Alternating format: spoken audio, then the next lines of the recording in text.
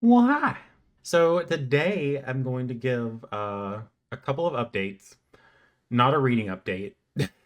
I I didn't read any book. I didn't finish reading any books in April. I started reading Sugar by Bernice McFadden. Great book. I'm only 25% of the way in, but so far I'm really enjoying it.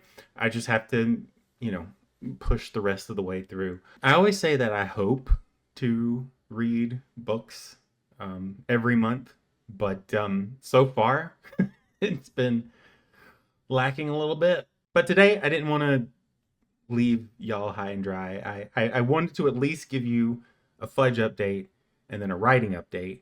I thought about making two videos, but I don't want to. So I'm putting them together in one, and I'll talk about Fudge first to just get it out of the way. I have made quite a lot of progress on the Fudge idea of bringing the community together.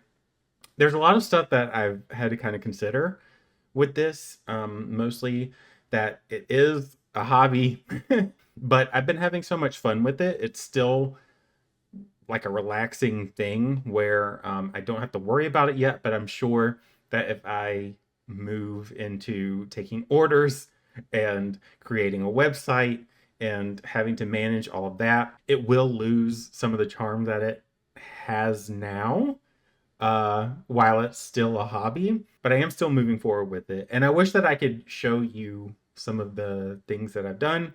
I could put pictures on the screen if you want to see some of the fudges that I made. But I recently bought some 2x2 by 1, like 2x2 width and then 1 inch deep silicone molds. Because one thing that I want to do is I want to garnish my fudge with like sprinkles and chopped nuts, whatever. You can sprinkle those kind of haphazardly and they look fine, whatever. But I recently made a banana pudding fudge. I didn't want to like sprinkle the Nilla wafers on top because the last time I did it, it was kind of dusty. So number one, I made the chunks a little bit bigger, put those inside the banana layer, and then I put a mini Nilla wafer on top, and it turned out really nice. I like how that looked, and I like that the silicone molds allow me to be a little more precise with how I place the different garnishes. I could do that with dried fruit. If I get a dehydrator, if this turns into a real thing, that's one of my next purchases that I want to make, but they're a little expensive and I do not have the income for that yet.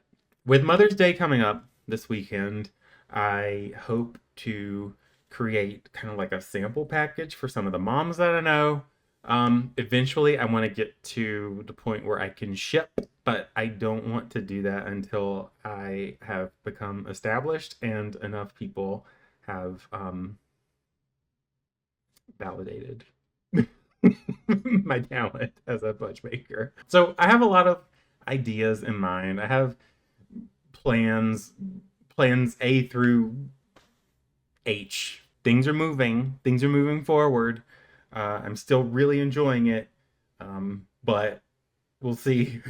We'll see what happens, and I'll keep you updated with the fudge. I know it has absolutely nothing to do with writing or reading, but since it is the direction that I'm going, and it is a huge part of my life right now, weirdly, because it really was just a for fun thing that I did in November. But yeah, I'll keep you updated.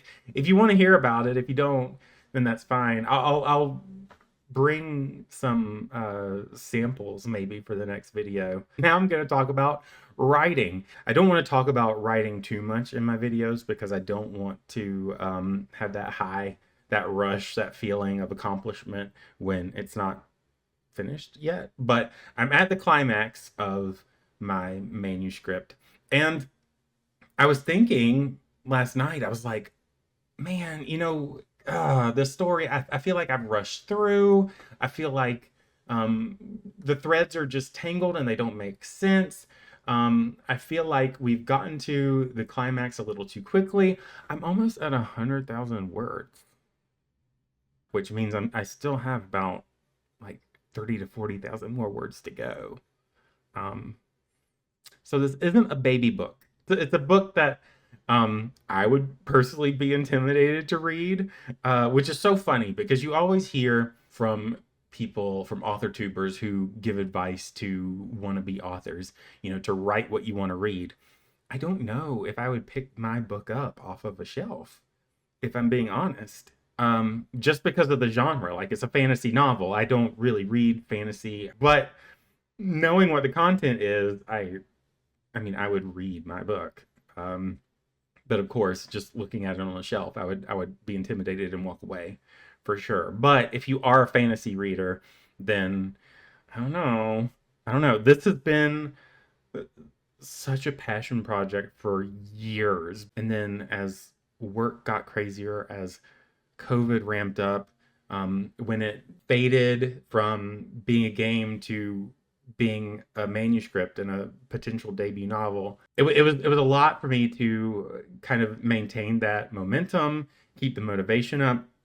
But if it weren't for my love for the characters and my love for the world, then I probably would have never gone back to it.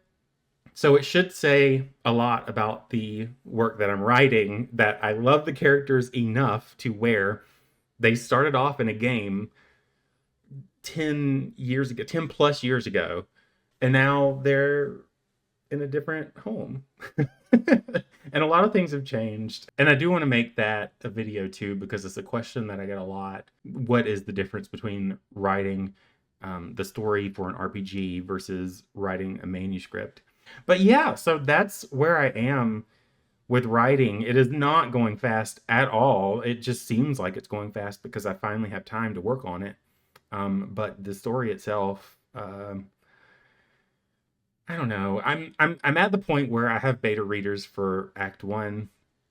I've only asked friends for now. I haven't really gotten a lot of feedback. So if you're a friend, if I know you and you want to beta read, then feel free to ask. But I do plan eventually to join like a writers group. I know that there are some that are paid for, where you go in, you offer your beta reads, and you receive them in return. I do plan to join at least one of those sites so that I can guarantee beta reads and have that feedback. I'm not ready for that yet. I'm not ready for strangers to read it quite yet.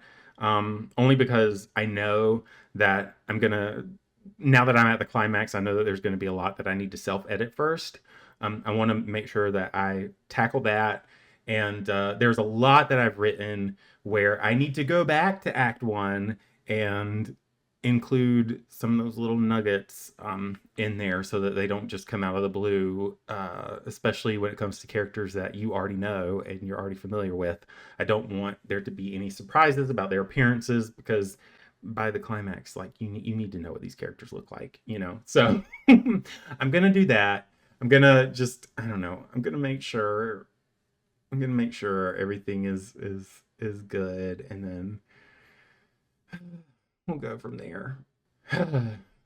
I'm keeping busy, and the best part about it, I think, is that at least right now I feel fulfilled with what I'm doing. So hopefully I can keep that up and actually make some money off of it. But yeah, this video has gone for a long time. If you enjoyed it for whatever reason, do leave a like and a comment down below. Otherwise, have a great day and happy hobbies.